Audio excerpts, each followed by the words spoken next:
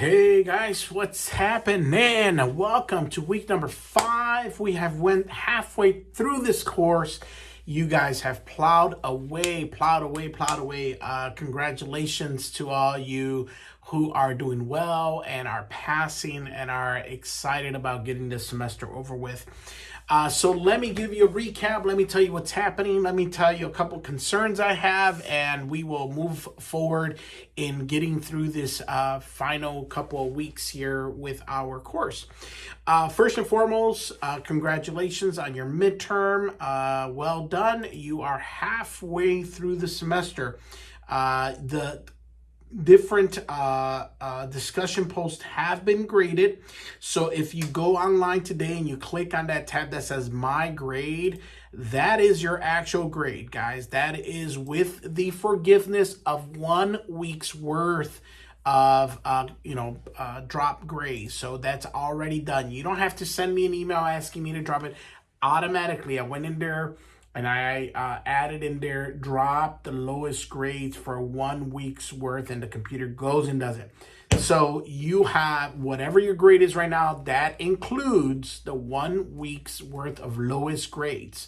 So I hope that helped, and I think it did. I think it's fair. I don't want to be the judge on who deserves an extension, who doesn't. I feel like it's just not a good place to put myself with students, with about 100 students in this class. I think it's fair for me to assume that everyone has issues and challenges and are dealing with stuff. The quarantine is about 10 days, so I think forgiving you for 1 week worth of work should compensate for that. That's why I do not accept late assignments. Also, if you never got sick or you never had any issues, but you went on vacation with your family or had something else going on, that should help. So I don't want to be there trying to find out who deserves or doesn't deserve the time or extension or any of that. I'm just right off the bat dropping 1 week worth of work. That should alleviate some pressure from you guys. All right, that being said, do I have to do this again? I think it's important for you guys to know these students keep coming out on top because they get their work done on time, quickly, and to the point. Adriana, Callie, Adeline, Madison, Kristen, Susanna, Erin, Victoria. Guess what? Dustin is falling off the bandwagon here, and Jasenia, you made it, girl. Jasenia, Crystal, Derek, Mary, Chandrea, Anna, Jennifer, Elizabeth, all of you guys are killing it. You're doing it. Make sure you're getting all your points with your discussions. Please make sure that's going to impact your grade the most. Make sure you're getting all your points in your discussions. All right, guys, what are we looking at? So last week was a tough week. I understand it was the midterm. For my people who are going to volunteer, you do not have a grade in your midterm because obviously you didn't take it. Please make sure 2 things. When you go to complete your midterm, you make sure you've checked in because they're going to send you an email. That email is going to say, thank you for helping out at Junior Achievement. That's the email I need so I can wipe out that midterm. All right. Okay.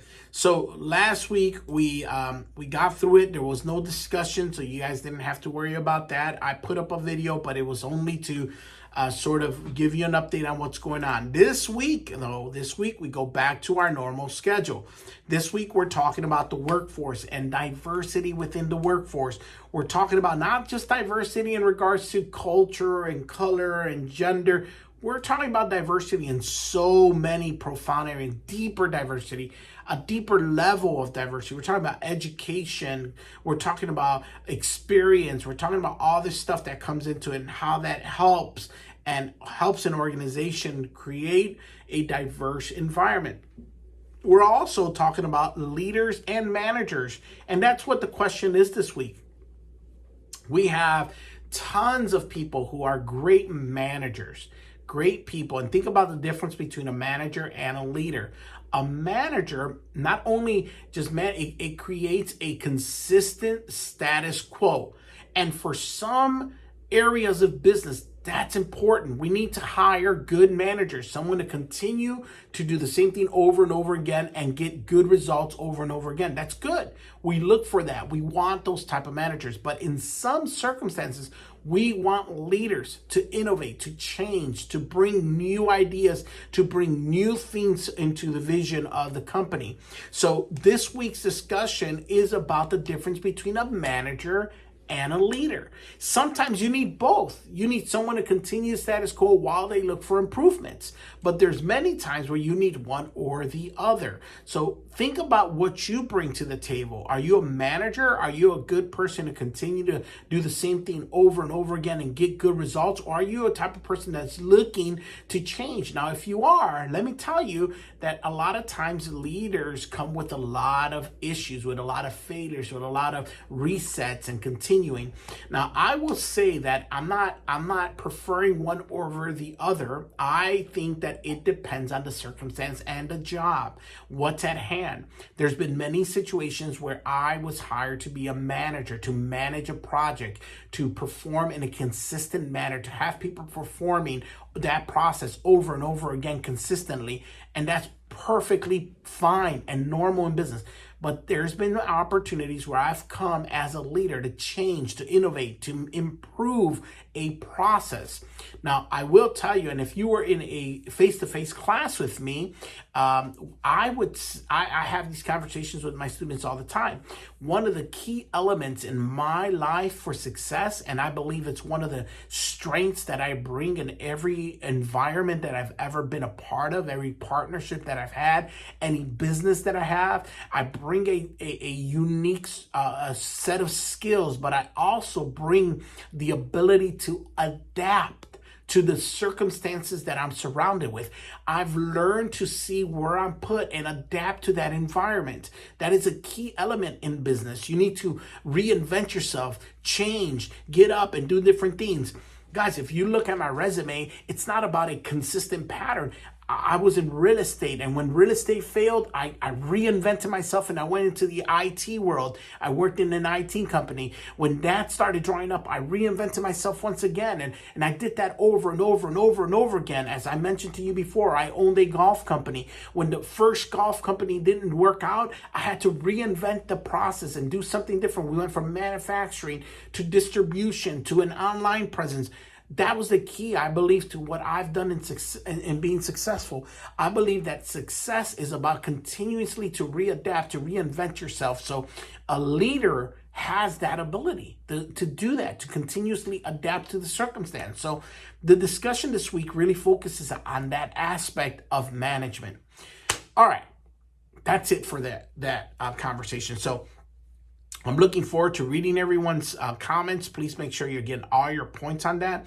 Guys, just to give you a heads up, here's what it looks like for us.